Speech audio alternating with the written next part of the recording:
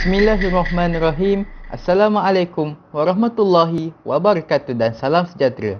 Kami daripada kumpulan 6 kelas IC 2202D ingin membentangkan kertas kerja kami yang bertajuk Ijtihad Ulama mengenai isu penggunaan tulang babi dalam produk Bon China. Sebelum kita melangkah lebih jauh, izinkan saya memperkenalkan ahli kumpulan pembentangan saya terlebih dahulu. Ahli pertama, Afiq Zakuan bin Mak Osman. Ahli kedua, Ahmad Iskandar bin Syarul Riza. Ahli ketiga, diri saya, Mio Alif Haikal bin Muhammad Nur Asrat. Ahli keempat, Muhammad Aiman bin Muhammad Azhari. Yang kelima, Muhammad Afiq bin Abdul Aziz. Ahli keenam, Muhammad Aidi Akmal bin Muhammad Zamri. Dan ahli yang ketujuh, Rizqullah Syauqi bin Azmi.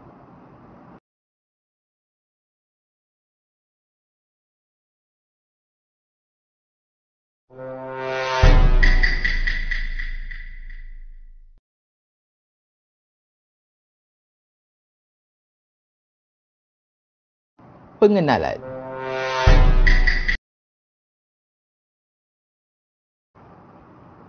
Kita teruskan dengan apakah itu ijtihad.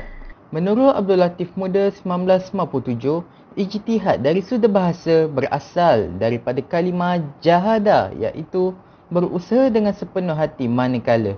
Menurut istilah pula, ijtihad ini merupakan untuk mencurahkan dan memberikan segala buah fikiran dan tenaga untuk mengeluarkan sesuatu hukum syarak melalui dalil-dalil syarak seperti daripada Al-Quran, sunnah dan ijma' dengan melalui beberapa kaedah tertentu.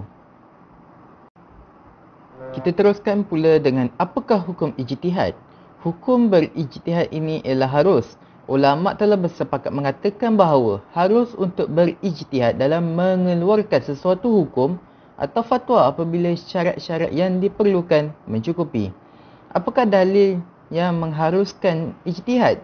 Kita lihat pada surah Al-Hashr ayat 2 yang bermaksud, maka insaflah dan ambillah pelajaran dari peristiwa itu, wahai orang-orang yang berakal fikiran serta celik mata hatinya. Manakala daripada hadis yang diriwayatkan oleh Imam Bukhari dan Muslim, sabda Rasulullah SAW yang bermaksud, apabila seseorang hakim menjatuhkan hukuman, lalu ia berijtihad dan didapati apa yang ia ijtihadkan itu benar, maka ia mendapat 2 pahala. Sekiranya pula ia menjatuhkan hukuman dan berijtihad serta salah, maka ia mendapat 1 pahala sahaja.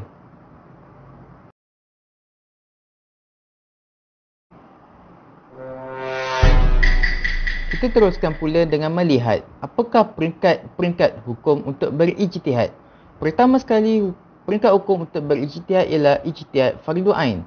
Situasi ini di mana ia memerlukan mujtahid itu menjawab persoalan yang timbul dan berijtihad dalam keadaan yang terdesak. Peringkat hukum yang kedua ialah fardu kifayah. Masih terdapat orang yang berkelayakan untuk menyelesaikan masalah atau menjawab persoalan-persoalan berkaitan hukum selain daripada mujtahid. Peringkat hukum ketiga iaitu sunat. Situasi ini di mana dalam menyelesaikan masalah-masalah hukum yang dilakukan oleh seseorang yang memenuhi syarat berijtihad bagi menyelesaikan masalah yang sedang berlaku atau belum berlaku. Dan peringkat yang terakhir ialah haram.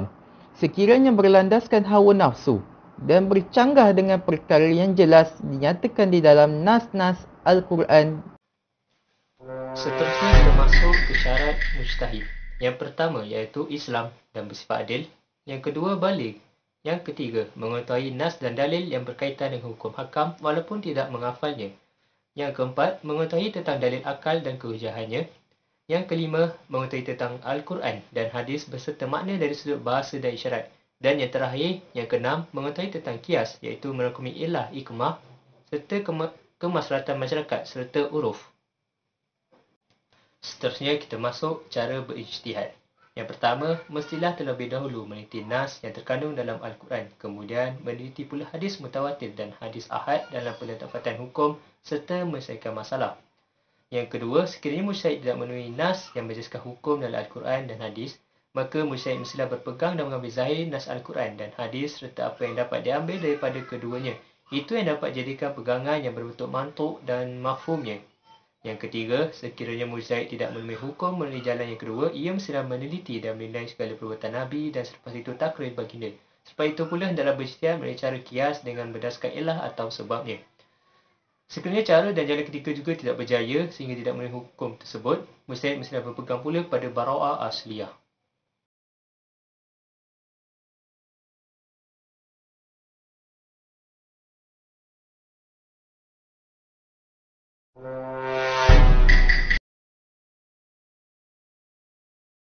Seterusnya, saya akan menerangkan apakah itu buah China.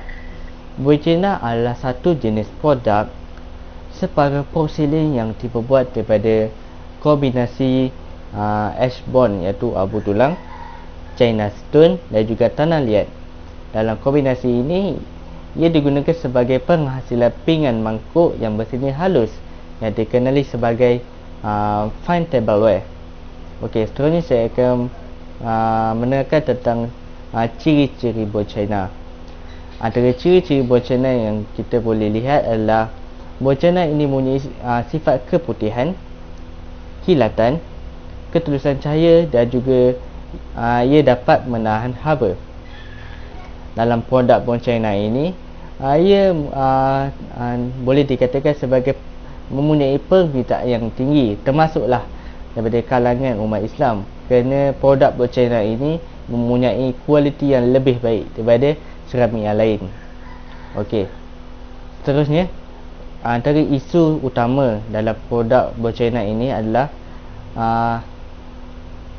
umat Islam ini mempunyai keraguan dalam menggunakan produk buah China ini kerana mereka tidak tahu tentang status kehalalan buah China ini, kerana salah satu bahan yang digunakan adalah tulang haiwan.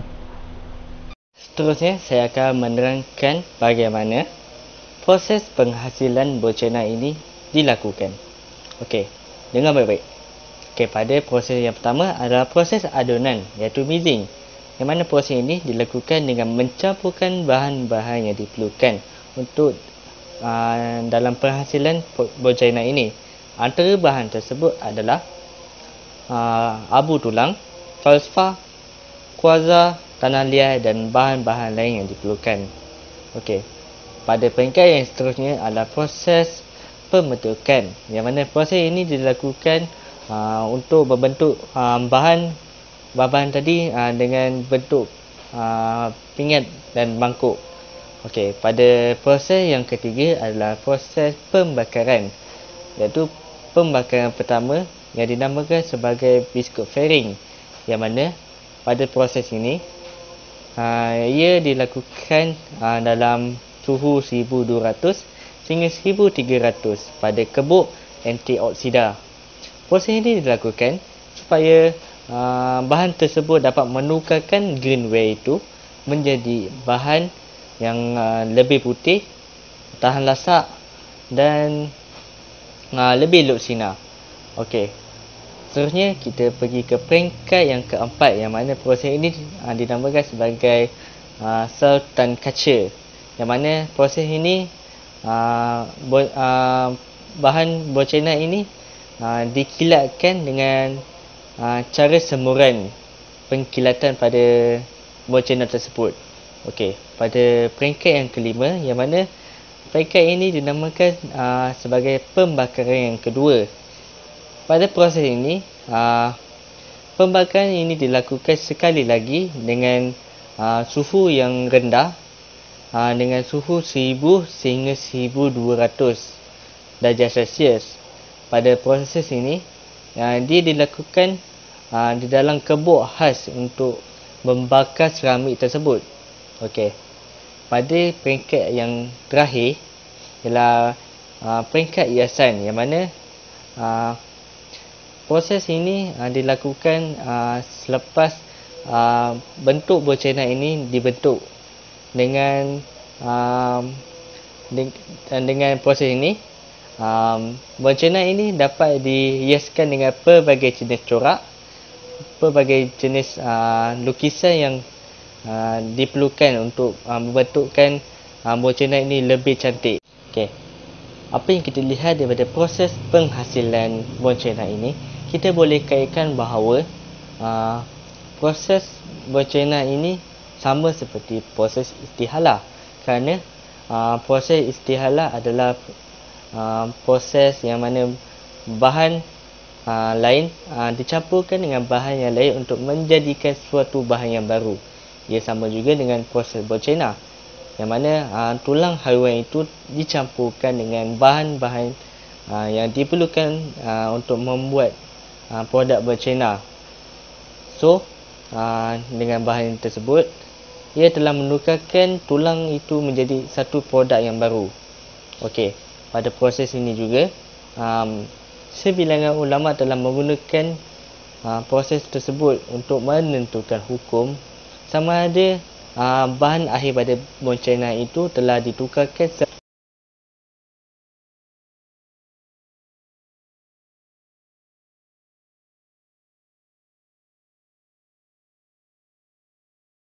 Okey, seterusnya kita akan pergi ke bahagian isu yang berbangkit dalam penggunaan produk bencana. Okey, dalam produk bencana ini, ia telah menggunakan tiga sumber haiwan utama untuk menghasilkan produk bencana ini. Antara haiwan tersebut adalah tulang kambing, tulang lembu dan tulang khinzir. Okey, pada isu yang seterusnya ialah isu menurut Muzakarah Fatwa Kebangsaan pada tahun 2012, ia telah menyatakan bahawa sebanyak 7 juta babi telah disembelih bagi tujuan pengeluaran produk bencana ini pada peringkat global. Okey. Oleh sebab itu telah berlakunya dua keraguan pada isu tersebut. Okey, yang pertama, dalam pengeluaran produk bencana ini telah menggunakan sumber yang haram, iaitu babi, kerana babi adalah haiwan yang dilarang dan haiwan haram dalam agama Islam. Okey. Keraguan kedua adalah yang mana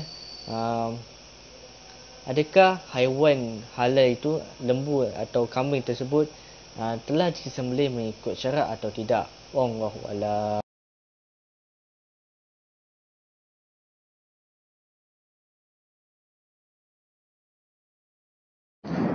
Seterusnya kita akan memasuki topik perbincangan yang lebih menarik, iaitu berkenaan dengan pendapat ulama tentang tulang haiwan.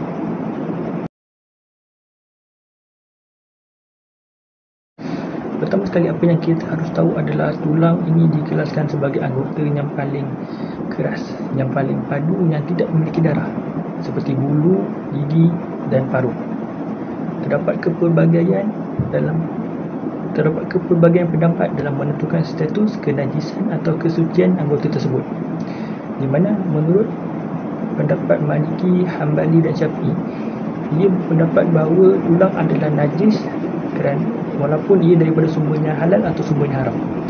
Hal ini kerana ia merujuk kepada perkataan bangkai yang ada di dalam surah Al-Maidah ayat 3 yang bermaksud, dilarang bagi kamu untuk memakan bangkai, daging babi, darah dan binatang yang disembelih bukan atas nama Allah, iaitu binatang yang tercekik, binatang yang dipukul, binatang yang terjatuh, ataupun binatang yang ditekan binatang buas, kecuali binatang yang sempat untuk disembelih.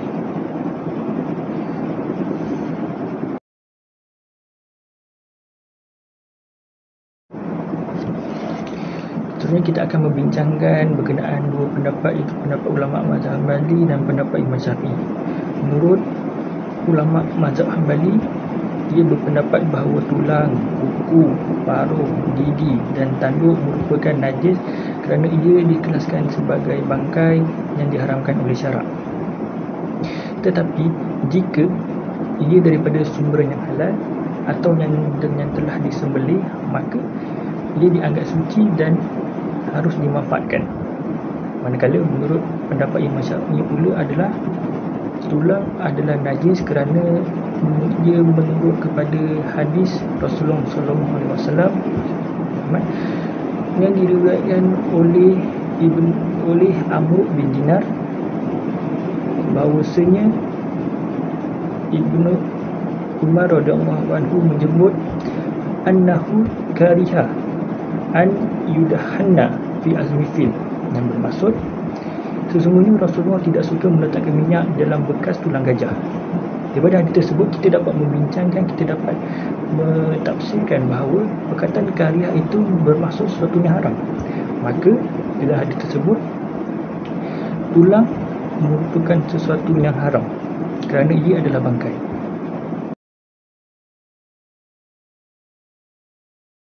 Okey, sekarang kita masuk ke dalam perbincangan hukum. Seterusnya, kita akan sambung kepada pendapat ulama yang lain tentang berkenaan tulang haiwan.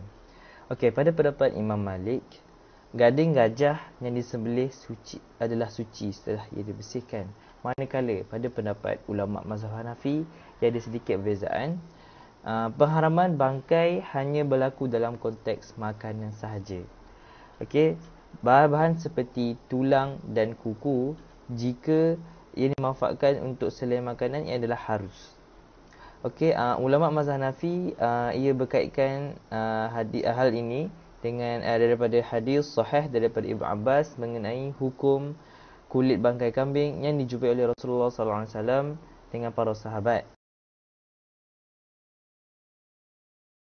Okey, hadis ini menceritakan tentang seorang hamba perempuan kepada Maimunah telah disedekahkan seekor kambing.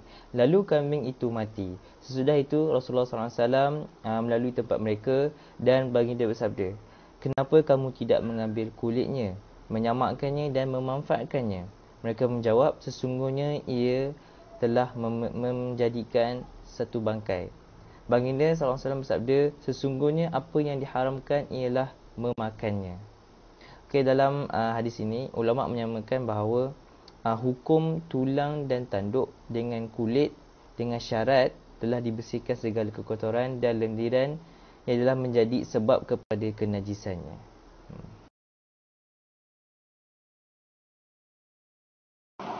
Baik, kita akan meneruskan pembentangan di bawah analisis dan perbincangan.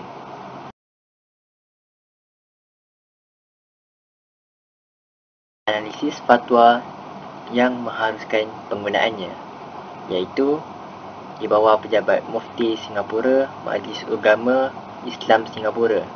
Hukum Bon China adalah harus kerana proses istihalah telah berlaku dan telah menukar sifat dan bentuk bahan tulang haiwan tersebut setelah berlakunya pembakaran dan kemudian dicampur dengan bahan-bahan lain. Okey.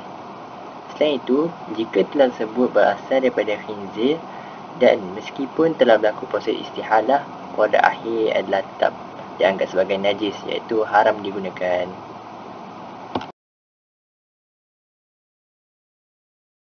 Okay, analisis fatwa yang kedua yang mengharuskan penggunaannya, iaitu daripada negara Afrika Selatan di bawah Mufti Afrika Selatan. Ia telah memfatwakan bahawa hukum keharusan tersebut disandarkan kepada proses istihalah yang lengkap berlaku apabila tulang telah berubah menjadi abu. Sekiranya tulang tersebut digunakan dalam keadaannya yang asal, Allah juga harus, kerana semuanya Allah daripada haiwan yang halal. Dan apabila sekiranya sumber tulang adalah daripada khinzir, beliau menyatakan adalah haram penggunaannya menurut mazhab Hanafi.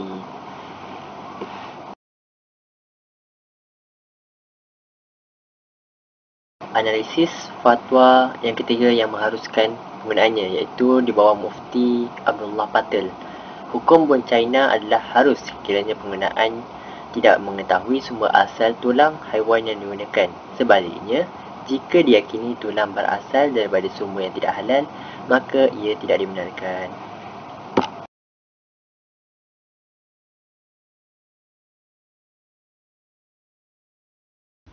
Seterusnya saya akan ke analisis fatwa yang mengharamkan pula penggunaan produk Bon China ini. Apakah pendapat mufti-mufti yang mengharamkan ini?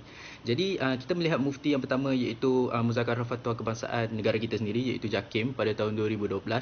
Mereka berpendapat bahawa penggunaan produk Bon China ini tidak diharuskan atas dasar sifat najisnya yang masih kekal kerana proses istihalah dianggap tidak berlaku. Sekiranya penggunaan produk Bon China yang berasaskan abu tulang haiwan yang tidak halal ini mengikut syarak ini diharuskan penggunaannya, maka ia akan membuka lebih banyak peluang dan ruang kepada penggunaan produk-produk bersumberkan haiwan yang tidak halal mengikut syarak berleluasa di dalam negara kita.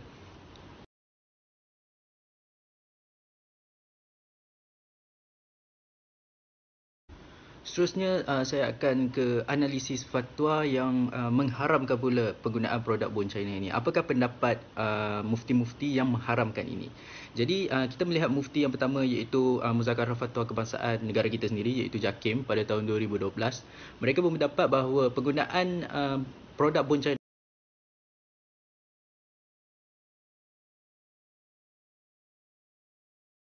Seterusnya saya akan ke analisis fatwa yang mengharamkan pula penggunaan produk Bon China ini. Apakah pendapat mufti-mufti yang mengharamkan ini? Jadi kita melihat mufti yang pertama iaitu Muzakarah Fatwa Kebangsaan negara kita sendiri iaitu JAKIM pada tahun 2012. Mereka berpendapat bahawa penggunaan produk Bon China ini tidak diharuskan atas dasar sifat najisnya yang masih kekal kerana proses istihalah dianggap tidak berlaku. Sekiranya penggunaan produk Bon China yang berasaskan abu tulang haiwan yang tidak halal ini mengikut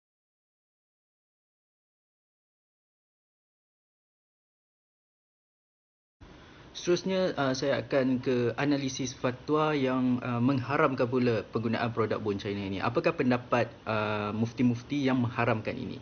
Jadi kita melihat mufti yang pertama iaitu Muzakarah Fatwa Kebangsaan negara kita sendiri iaitu JAKIM pada tahun 2012.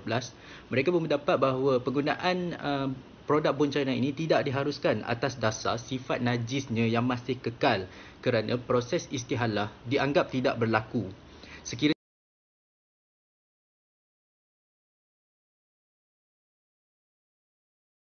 Seterusnya saya akan ke analisis fatwa yang mengharamkan pula penggunaan produk Bon China ini. Apakah pendapat mufti-mufti yang mengharamkan ini?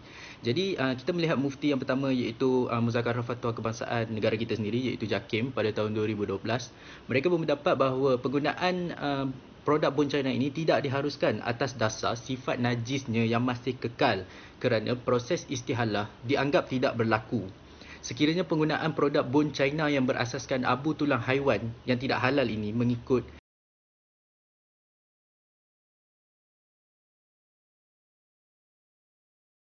Seterusnya saya akan ke analisis fatwa yang mengharamkan pula penggunaan produk Bon China ini. Apakah pendapat mufti-mufti yang mengharamkan ini? Jadi kita melihat mufti yang pertama iaitu Muzakarah Fatwa Kebangsaan negara kita sendiri iaitu JAKIM pada tahun 2012. Mereka berpendapat bahawa penggunaan produk Bon China ini tidak diharuskan atas dasar sifat najisnya yang masih kekal kerana proses istihalah dianggap tidak berlaku. Sekiranya penggunaan produk Bon China yang berasaskan abu tulang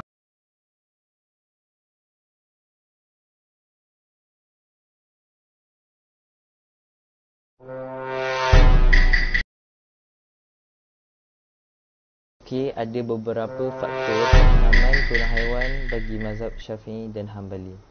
Okey, produk akhir daripada tulang tersebut adalah najis kerana sumber daripada tulang tersebutnya sudah najis dan haram tanpa mengambil kira proses istihalah yang telah berlaku secara sempurna atau tidak.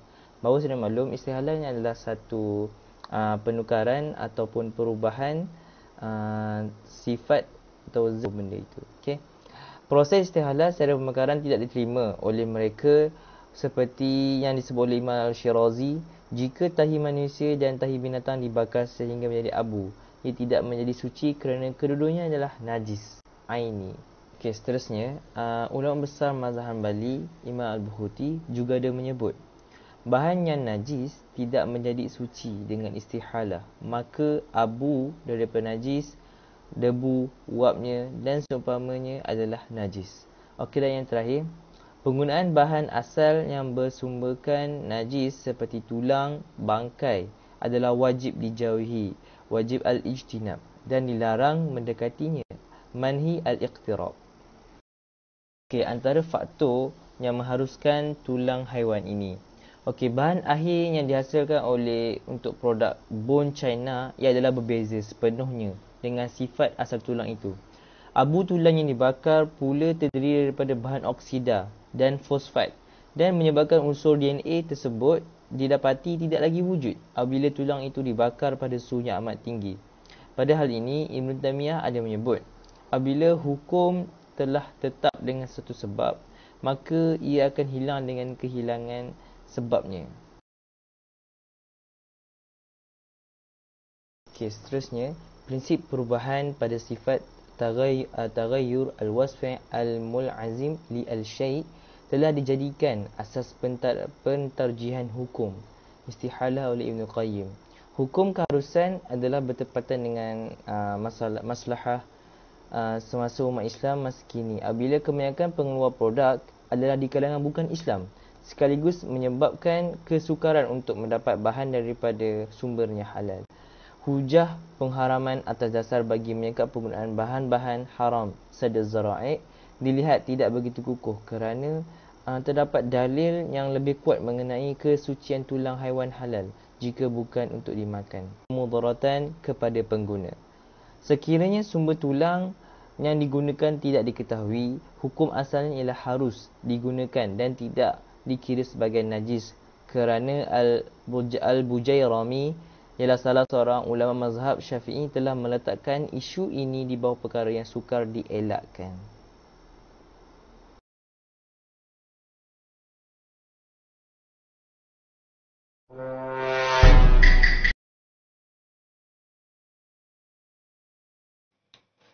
Sebagai kesimpulan, dalam konteks Malaysia, disebabkan pandangan mazhab Syafi'i adalah lebih dominan dan sesuai digunakan pakai untuk diamalkan di Malaysia berdasarkan beberapa keutamaan. Yang pertama, istihalah tidak diterima oleh mazhab Syafi'i kecuali dalam keadaan tertentu sahaja, seperti arak yang bertukar menjadi cuka secara semula jadi. Yang kedua, uruf. Masyarakat Melayu yang sangat sensitif terhadap penggunaan babi dalam masyarakat Islam. Dan yang terakhir iaitu ketiga, bersikap berhati-hati dalam menggunakan produk bone China amat dititik beratkan kerana ditakuti penggunaannya akan membawa kepada perkara-perkara syubhah. Oleh itu, penggunaan produk bone China di Malaysia adalah haram hukumnya. Sekian daripada kami. Terima kasih.